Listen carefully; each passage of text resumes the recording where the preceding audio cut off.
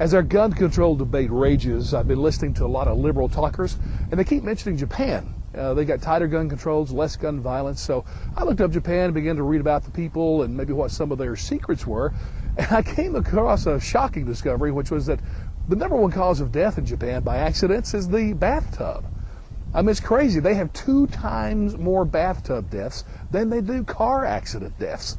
I'm thinking, what's up with this? And even the Japanese government is having to deal with regulating bathtub activity because there's so many thousands of deaths. And the thing about bathtubs in Japan is it's a very central part of their culture. It's a very social event. And so the government has to be careful because they need to save lives, certainly, and do what they can, but they don't want to rip the heart out of the Japanese culture. Well, it dawned on me, that's the way guns are in America. It's a vital part and really at the heart of our culture. The Second Amendment, for all sakes. I mean, even our early fathers of our country said guns not only are to be legal, they are at the very heart of who we are as Americans. That's why we're the individualist, crazy people that will fight, that will stand up for what is right, that will bear arms and go against any enemy.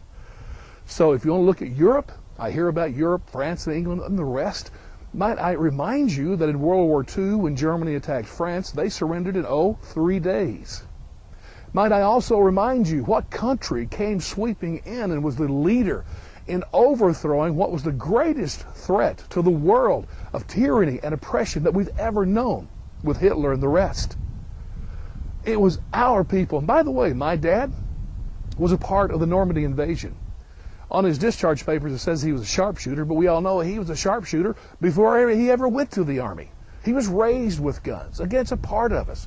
Look at the movies. In Japan, we got Godzilla. France, we've got the romantic movies. U.S., John Wayne, Rambo, die-hard movies, Indiana Jones, and the rest. And you know what?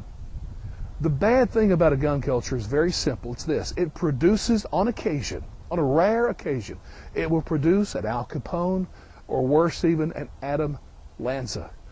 The tragedies we've had with gun violence is terrible, terrible. And as a gun owner, I want to join with anyone who wants to discuss reasonable things that we can do to try to save lives and to reduce this terrible thing of gun violence. But hear me, liberals. Banning guns is not the answer. And if you try to do that, you're literally going to rip the heart out of much of who we are as America. The greatest generation was the one that bore arms and won freedom for the entire world. We don't want to lose that, not just culture, but that feeling, that nature of who we really are. By the way, I heard that, when you go to war with a Frenchman, it's like going to war with an accordion. So let me tell you this, rather than change our culture, if you want an accordion type culture, move to France. If you want a bathtub culture, which doesn't sound bad, I might add, move to Japan. We are a gun culture, and you know what? I'm proud of that. I'm happy to be a part of that. Let's just make it right.